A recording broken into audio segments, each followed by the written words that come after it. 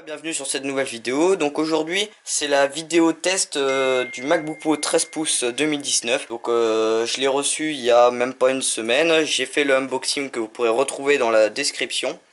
Donc il est juste là. Là il est sur la mémoire. Moi j'ai pris enfin une bonne version et franchement j'en suis plutôt convaincu.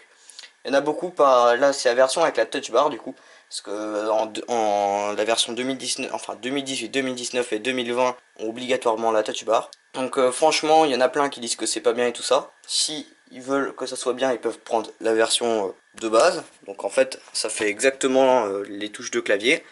Moi franchement, je m'en sers pas tout le temps. Ensuite, pareil sur les nouvelles versions, il y a la touche Escape. Et moi, j'ai jamais eu de bug avec ça, donc ensuite, par rapport à Touch ID, sur les nouvelles versions, c'est aussi un bouton séparé. Je vois pas à quoi ça sert.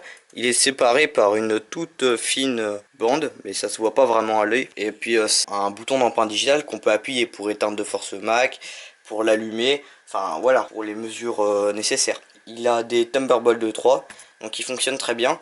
Je vais vous faire une comparaison par rapport au MacBook Pro de 2016, donc le 13 pouces que j'avais. Donc c'était exactement le même, sauf qu'il n'avait pas la touch bar. Et en fait, au final, quand on regarde bien, il y a pas mal de différences. Déjà la première c'est le clavier. Maintenant ils ont fait le Magic Keyboard, donc lui normalement il n'en est pas équipé. Mais franchement le clavier je le trouve beaucoup mieux que celui d'avant. Celui d'avant il faisait énormément de bruit quand on touchait, et puis il y avait plein de poussières qui se mettaient dedans, ça bloquait. Et là depuis les poussières elles bloquent pas. Ensuite par rapport du coup toujours au clavier. Dessus par rapport à l'autre on peut y trouver la touche arrobas qui est plus grande. On peut y trouver les touches, enfin les flèches qui étaient aussi plus grandes par rapport au MacBook Pro 16 pouces. Il y a pas mal de petits détails avec des trucs très simples qui sont un peu changés par rapport au MacBook d'avant. J'ai aussi remarqué un autre truc, c'est que je pense que le fait qu'il y ait la touch bar, ils ont décalé les Thunderbolt 3. Ce qui fait que du coup, en fait, ils sont juste décalés. Avant, ils étaient là, comme ça.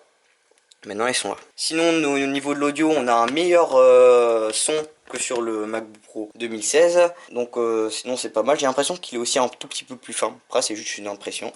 On a aussi l'affichage True Tone. Alors franchement je trouve pas énormément de différence entre l'ancien et celui-là.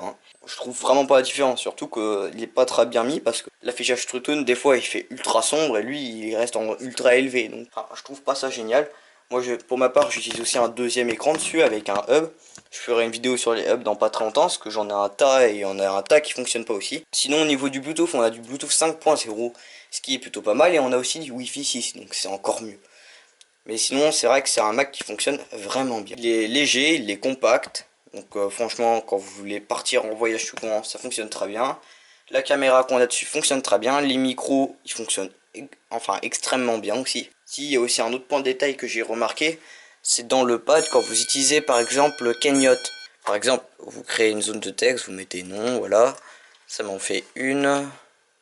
Ça le fait aussi avec page et ça le fait aussi avec number. Prénom par exemple. Voilà. Et là, normalement vous le sentez dans le pad, ça vous fait hop, ça vous cale le doigt. En fait ça fait une micro vibration, un truc un peu bizarre ou je sais pas, un coup de jus. Et en fait genre ça nous donne, je sais pas si vous voyez le petit trait jaune qui dit qu'on est bien calé par rapport à non.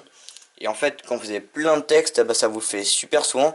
Et dans le pad vous sentez ça fait quelques micro vibrations, ça fait ch'touk, touk, touk. Et vous le sentez dans le doigt en fait, vous l'entendez pas vraiment mais vous le... Et sinon aussi ils sont capables de bloquer le pad car quand l'ordinateur est éteint on peut plus cliquer en fait. On peut juste faire ça mais cliquer enfin physiquement c'est plus possible. Sinon en termes de jeu il fonctionne très bien. J'ai pas remarqué trop de défauts dessus. J'ai remarqué juste quelques défauts parce qu'il a redémarré tout seul des fois. Je savais pas pourquoi, heureusement mes fichiers étaient enregistrés. Sinon au niveau de l'écran il est très beau.